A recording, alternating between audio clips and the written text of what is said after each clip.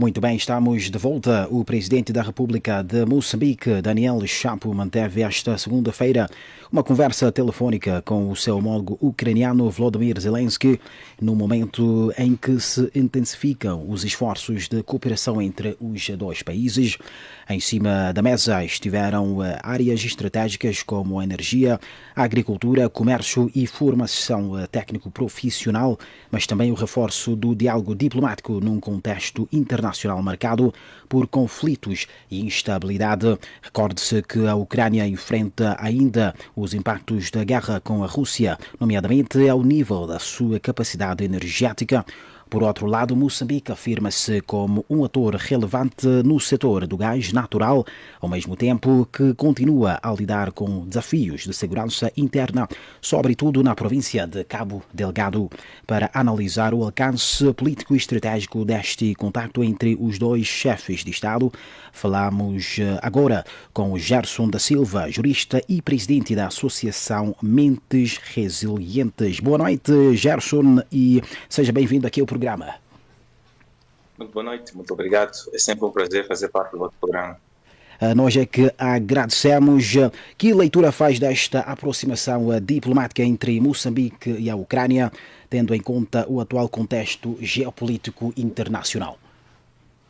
Bem, primeiro é de lamentar, tendo em considerando a situação dos dois países. Todos os países, tanto Moçambique como a Ucrânia, encontram-se do ponto de vista econômico de rastros.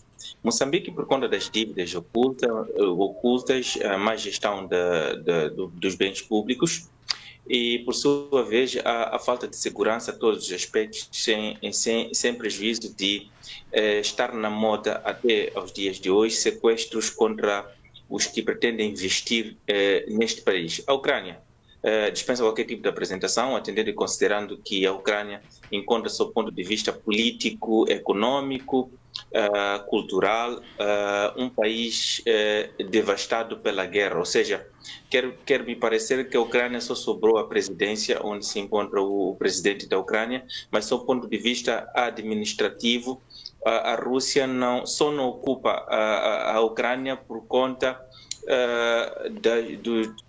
dos encargos administrativos que disso pode resultar. Portanto, eu vejo dois presidentes, faço termos, grandes sonhadores, sem um grande futuro pela frente. Portanto, estão a negociar apenas sonhos, atendendo e considerando a crise em que os dois países estão atravessando de forma sistemática.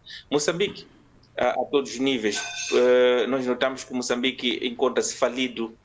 Recentemente tivemos a situação das manifestações que ainda não se recuperou. Duvido muito que se recupere. Tem a situação do próprio país estar mergulhado em dívidas públicas com a China, que é um dos grandes credores de Moçambique, e temos a situação da Ucrânia. Portanto, eu volto a frisar, são dois presidentes sonhadores e contra sonhos não existem limites, faço a repetição, para sonhar. Sim, sim. Neste momento, todos os olhos estão postos nos recursos africanos. Até que ponto esta possível cooperação energética com Moçambique a fornecer gás à Ucrânia pode talvez ser considerada uma parceria estratégica equilibrada?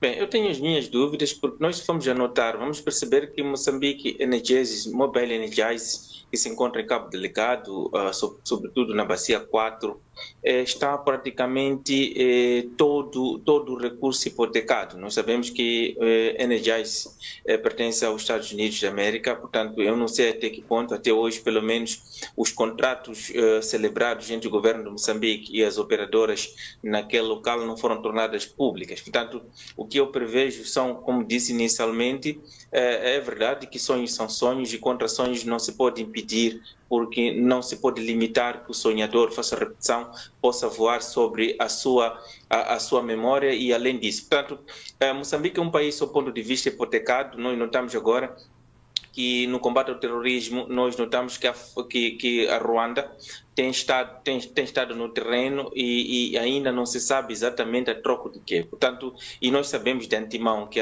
por detrás de Ruanda está sempre a França. Portanto, aí agora aparece esta ilação do qual o Presidente da República pretende criar cooperação energética. Portanto, eu não consigo perceber, tenho dificuldades, apesar de ser jurista e ser moçambicano, conhecer exatamente o que acontece na realidade, no terreno. Eu prevejo um futuro sombrio em relação a isso. Primeiro porque os ganhos que advêm de lá, a própria população que se encontra no local encontra-se a reivindicar em todos os aspectos. Por que eu trago este elemento em relação à cooperação? Porque não podemos hoje catapultar a economia levando sonhos dos moçambicanos representados pelo governo para depois dizer que o que a Ucrânia terá para oferecer Moçambique em contraproposta. Portanto, nós notamos que a Ucrânia, se calhar aqui existe uns sonhos de dois países que politicamente um falido e outro economicamente falido que pretende alavancar. A grande questão é como é que irão fazer isso, atendendo e considerando que as grandes potências que controlam a energia a todos os níveis, eles mesmos já estão de olho nos recursos minerais, não só de Moçambique, energéticos, mas também de toda a África. Nós sabemos que cada descoberta em África é motivo para despoletar algum tipo de conflito. A grande questão é como é que esta relação bilateral será feita? Eu tenho dúvidas para poder decifrar este conteúdo. Quer dizer que vão ter que desafiar os big players, não é? No caso da Ucrânia, que enfrenta limitações energéticas devido à guerra, até que ponto parcerias com países africanos podem reduzir a sua dependência e aumentar a sua resiliência? Bem, nós primeiro, do ponto de vista de exploração, nós temos que ter o que nós chamaríamos de segurança interna.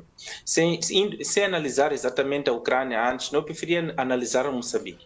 Se formos a prestar, depois das descobertas de todo esse potencial, não só na parte de energia, mas os minerais, entre outros, Moçambique, ou África no geral, é um continente super rico.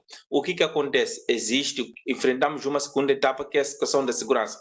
Nós sabemos que Cabo Delgado tem sido ciclicamente interrompido por conta da insurgência que lá se instalou.